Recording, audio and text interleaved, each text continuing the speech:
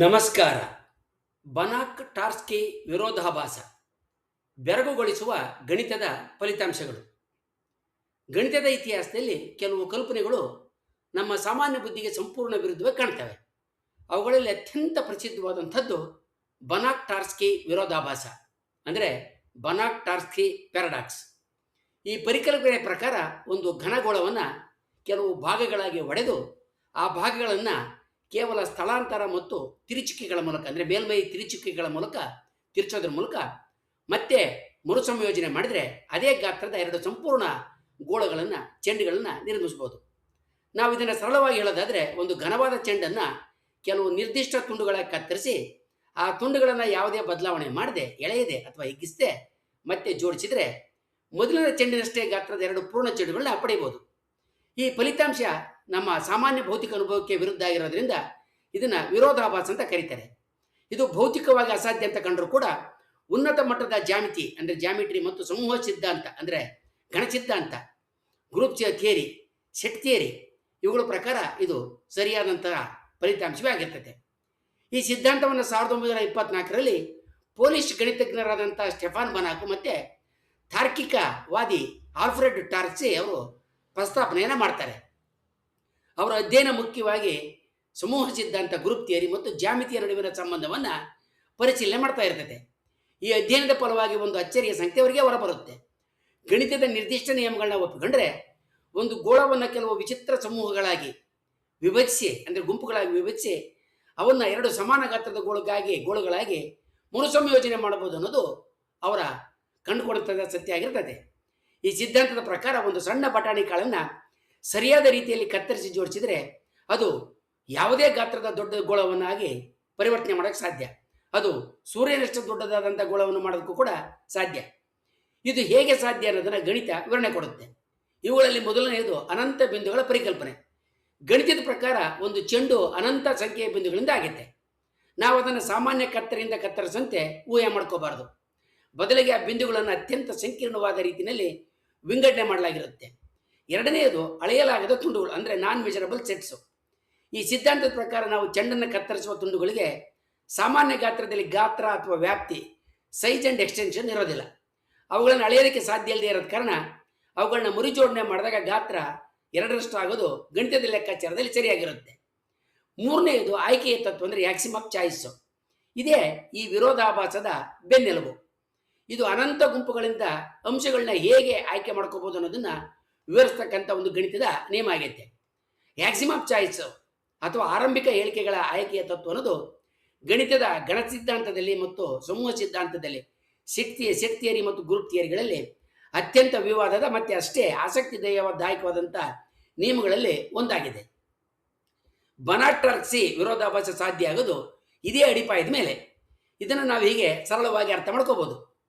ಆಯ್ಕೆಯ ತತ್ವ ಏನು ಅನ್ನೋದನ್ನು ನಾವೀಗ ನೋಡೋಣ. ನಿಮ್ಮ ಮುಂದೆ ಅನೇಕ ಪೆಟ್ಟಿಗೆಗಳಿದೆ ಅಂತ ನೀವು ಊಹೆ ಮಾಡ್ಕೊಳ್ಳಿ. ಪ್ರತಿ ಪೆಟ್ಟಿಗೆಯಲ್ಲೂ ಕೂಡ ಒಂದು ಕನಿಷ್ಠವಾದಂಥ ಒಂದು ವಸ್ತು ಇದೆ. ಈಗ ಪ್ರತಿಯೊಂದು ಪೆಟ್ಟಿಗೆಯಿಂದಲೂ ನಿಖರವಾಗಿ ಒಂದು ವಸ್ತುವನ್ನು ಆರಿಸಿ ಅವುಗಳನ್ನೆಲ್ಲ ಸೇರಿಸಿ ಒಂದು ಹೊಸ ಗುಂಪನ್ನು, ಅಂದರೆ ಸೆಟ್ಟನ್ನು ಮಾಡೋದಕ್ಕೆ ಸಾಧ್ಯ ಅಂತ ಈ ತತ್ವ ಹೇಳುತ್ತೆ. ಇದು ಕೇಳೋದಕ್ಕೆ ತುಂಬ ಸರಳ ಅನಿಸಿದ್ರು ಕೂಡ ಇದರಲ್ಲಿ ಒಂದು ತಿರುವು, ತಾತ್ವಿಕ ತಿರುವಿದೆ. ಸೀಮಿತ ಪೆಟ್ಟಿಗೆಗಳು, ಅಂದರೆ ಫೈನೈಟ್ ಪೆಟ್ಟಿಗೆಗಳು. ನಮ್ಮ ಮುಂದೆ 10 ಅಥವಾ 100 ಪೆಟ್ಟಿಗೆಗಳಿದ್ದರೆ ಪ್ರತಿಯೊಂದರಿಂದ ಒಂದೊಂದನ್ನು ಆರಿಸೋದು ಸುಲಭ.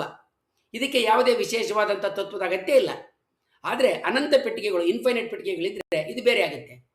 ನಮ್ಮ ಮುಂದೆ ಅನಂತ ಸಂಖ್ಯೆ, ಅಂದರೆ ಲೆಕ್ಕ ಇಲ್ಲದರಷ್ಟು ಪೆಟ್ಟಿಗೆಗಳಿದ್ದಾಗ ಪ್ರತಿಯೊಂದರಿಂದಲೂ ವಸ್ತುನ ಆರಿಸೋದಕ್ಕೆ ನಮಗೆ ಯಾವುದೇ ಒಂದು ನಿರ್ದಿಷ್ಟವಾದಂಥ ನಿಯಮ ಬೇಕಾಗುತ್ತೆ. ಒಂದು ವೇಳೆ ಅಂತ ಯಾವುದೇ ನಿಯಮ ಅಥವಾ ಸೂತ್ರ ಇಲ್ಲದೇ ಇದ್ರೂ ಸಹ ನಾವು ವಸ್ತುವನ್ನು ತಿಳ್ಕೊಳ್ಳೋದಕ್ಕೆ, ಆರಿಸೋದಕ್ಕೆ ಸಾಧ್ಯ ಅಂತ ಆಕ್ಸಿಮ್ ಆಫ್ ಚಾಯ್ಸ್ ಹೇಳುತ್ತೆ.